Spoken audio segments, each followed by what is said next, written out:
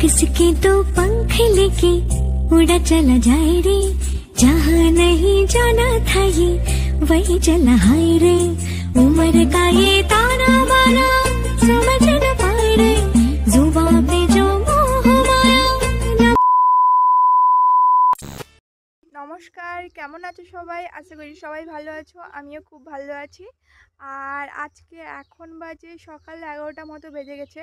আর আমি সকালে সমস্ত কাজ শেষ করে ফেলেছি, আর ফ্রেশ আরও হয়ে মানে পুজো আরও করা শেষ কমপ্লিট। আর তাছাড়া আজকে একটু দেরি হয়ে গেছে ব্লগটা শুরু করতে। আর তাছাড়া আমি ব্লগটা এখন থেকেই শুরু করছি, তোমরা প্রথম থেকে শেষ পর্যন্ত দেখতে থাকো, আশা করি সবার ভিডিওটা ভালো লাগবে। আর এইদিকে দেখো মামনি কিন্তু দুপুরে রান্নার জন্য সমস্ত কিছু গুছিয়ে নিচ্ছে। আর এইদিকে কিন্তু ওই যে চাল কুমড়ো পাতা হয় না, ওইটা কিন্তু আমাদের বাগানেরই হয়েছে। তো ওই পাতাটাকে তুলে নিয়ে এসেছিলো, আর সর্ষে পেঁয়াজ কাঁচা লঙ্কার পেস্ট দিয়ে দেখো পাতাটাকে কেমন করে সর্ষে আরও লাগিয়ে কি সুন্দর করে মুড়ে দিচ্ছে। দেখো এই রকম করে কিন্তু ভাজলে না খুব খেতে ভালো লাগে গরম গরম ভাতের সাথে। তো সেই কারণে ওই চাল কুমড়ো পাতা ভাজা হবে বলে মামনি ওইগুলো সব কিন্তু করে নিচ্ছে। আর দেখো মামনি কিন্তু সমস্ত কিছু করে নিয়েছে পাতাগুলো। আর তারপরে না আমি একটু বাইরে এসেছিলাম, একটু বাতাস বইছিল। আমি যখন এসে বাইরে দেখি কি পরিমাণে কালো করে মেঘ করেছে দেখো, আর একটু একটু করে ফোঁটা ফোঁটা বৃষ্টি পড়ছিল, হালকা করে বাতাস দিচ্ছিল। আর সত্যি কথা বলতে দেখো এই বছরটা কি পরিমাণে গরম দিয়েছিল, আর এমন টাইমে বৃষ্টিটা হচ্ছে আর ঝড় বাতাস এত পরিমাণে হচ্ছে, মানুষের প্রচুর পরিমাণে ক্ষতি করে দিয়ে চলে যাচ্ছে। আর এই দিকে দেখো আমাদের বাড়ির যে জামরুল গাছটা তোমাদেরকে দেখিয়েছিলাম না, কত ছোট ছোট জামরুল হয়েছিল। এইটা মনে হচ্ছে 3-4 দিন আগের একটা ব্লগ ভিডিওতে আমি তোমাদের সাথে শেয়ার করেছিলাম। আর এই কদিনের মধ্যে দেখো কত বড় বড় হয়ে গেছে, আর কি পরিমাণে মিষ্টি। আর এটা না আরও একটু বড় হবে, কিন্তু না গাছে রাখা হচ্ছে না, এই কারণে প্রচুর পরিমাণে পাখি খেয়ে এত পরিমাণে নষ্ট করে দিচ্ছে। তো সেই কারণে তার থেকে একটু বড় বড়গুলো একটু ভেঙে আনা হয়েছে। আর তারপরে না মেঘ করছিল হালকা ফাঁকা হয়ে যেতে, আর মামনি বলল গয়না বড়িগুলো আছে ওইগুলো না একটু রোদে দিতে হবে, একটু দিয়ে দিবে।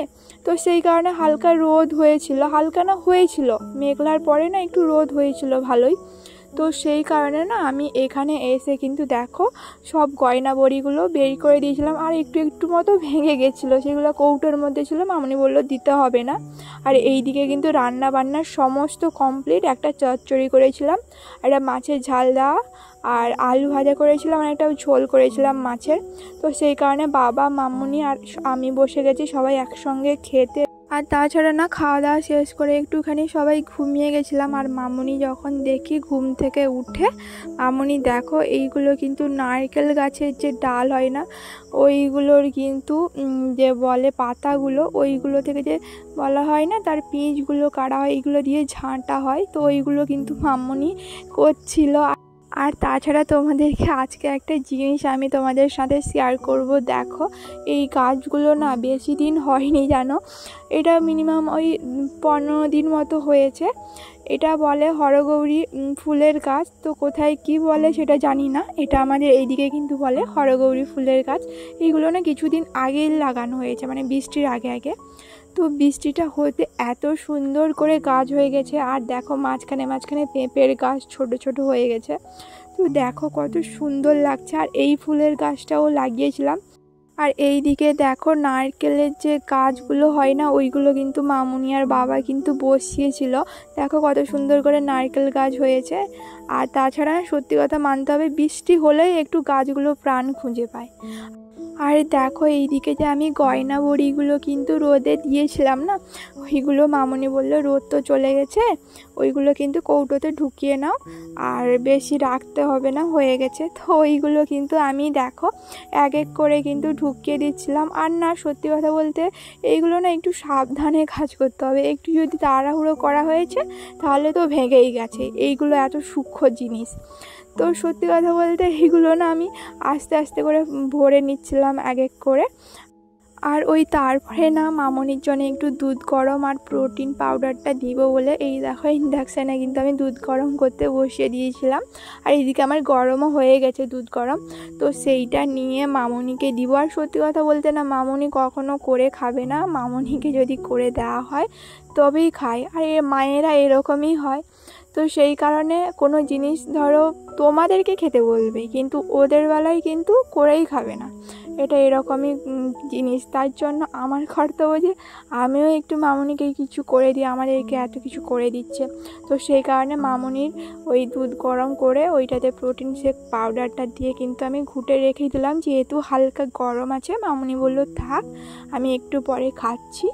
তো তারপরে কিন্তু দেখো আমি না একটু টক দই খেতে ইচ্ছে হচ্ছিলো, তো সেইটা কিন্তু আমি নিয়েছি আর একটু হালকা চিনি আর নুনটা দিয়ে কিন্তু আমি খাচ্ছিলাম। সত্যি কথা বলতে আমার খুব ভালো লাগে এই গরমে। আর অনেকে হয়তো টক দইটা না ভাত খাওয়ার পরেই খায়, কিন্তু আমি না সন্ধ্যের আগে আগে খাচ্ছিলাম। আর তাছাড়া আমার খেতে এরকমই ভালো লাগে। আর এইদিকে মামনি একটা হাফ পেঁপে পুজো করতে দিয়েছিল, পুজো করে মামনি ওইটা খেয়েছে আর আমাকে বললো হাফটা আছে তুমি কেটে খেয়ে নাও। আর যেহেতু ছোট তো মামনি বললো আমি খেয়েছি তুমি ওইটা খেয়ে নাও। আমি বললাম ঠিক আছে, আগে টক দইটা আমি খাই তারপরে খাবো ওইটা কেটে।